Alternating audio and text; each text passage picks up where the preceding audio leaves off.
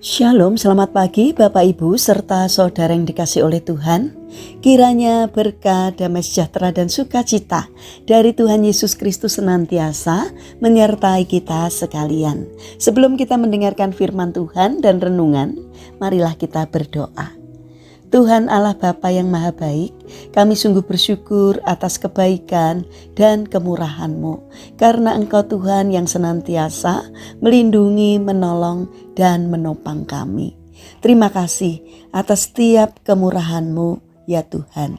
Jika saat ini kami akan mendengarkan sabda firman-Mu, kami memohon Tuhan mengurapi kami dengan Roh Kudus-Mu, bimbing hati kami agar kami mengerti dan memahami apa yang Tuhan sampaikan kepada kami.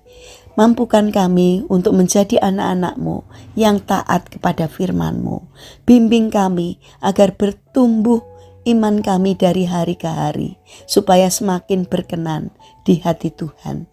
Terima kasih Bapa, di dalam nama Tuhan Yesus Kristus kami sambut berkat firman-Mu. Amin. Bapak Ibu serta saudara yang terkasih, bacaan firman Tuhan saat ini diambil dari TB2, Kitab Amsal pasal 1 ayat 29.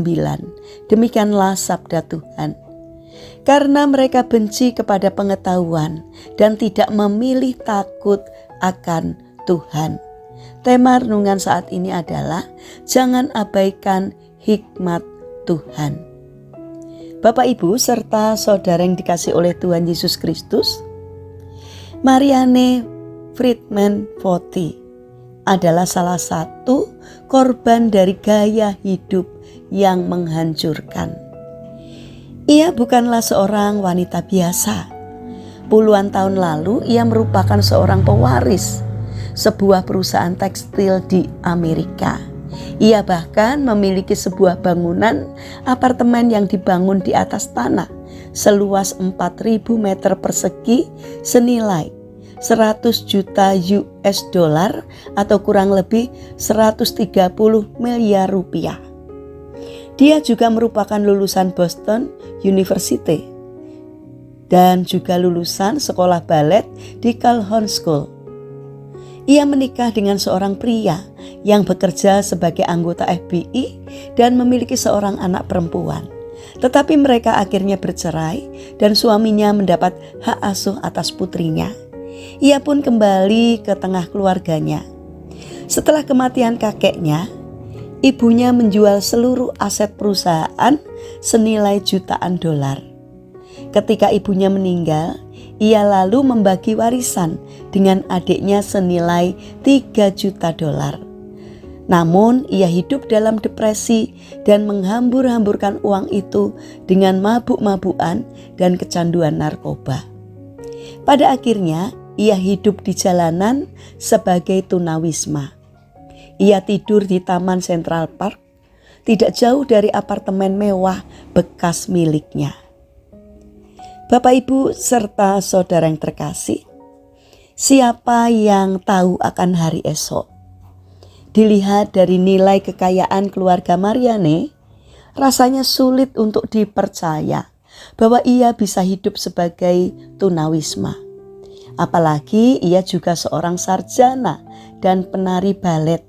Seharusnya ia dapat menggunakan keahliannya untuk bekerja. Namun karena gaya hidup yang tidak sehat, ia menghancurkan dirinya sendiri. Masalahnya adalah ia tidak dapat mengatasi depresi dan stresnya.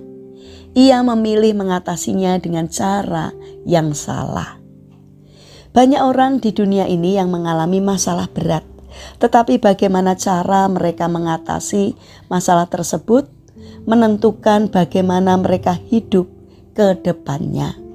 Ketika menghadapi masalah berat, seharusnya orang mengatasinya dengan cara yang benar walaupun sulit, daripada mengatasinya dengan cara mudah seperti mabuk-mabukan dan memakai narkoba yang justru membawanya kepada kehancuran.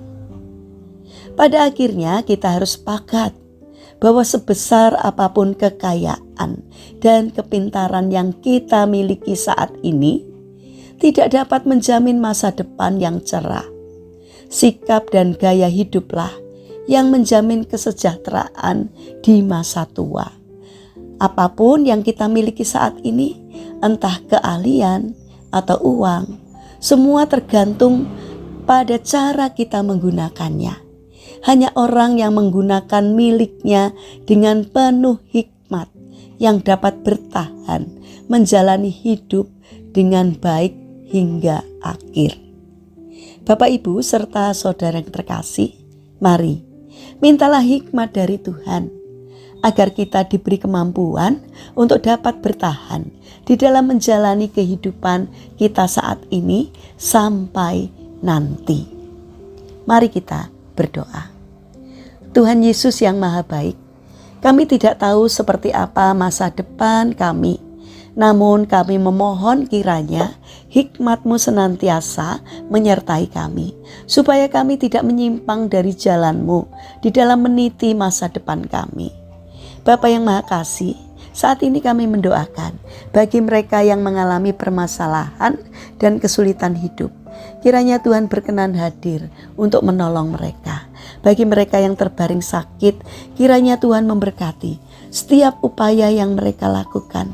Kiranya Tuhan juga berkenan untuk menyembuhkannya. Saat ini kami ingin menyerahkan setiap rencana dan aktivitas kami hari ini kepadamu. Berikanlah hikmat kepada kami, agar apapun yang kami katakan, yang kami kerjakan, seturut dengan pimpinan Tuhan. Kiranya Tuhan memberkati setiap karya kami hari ini. Terima kasih Tuhan.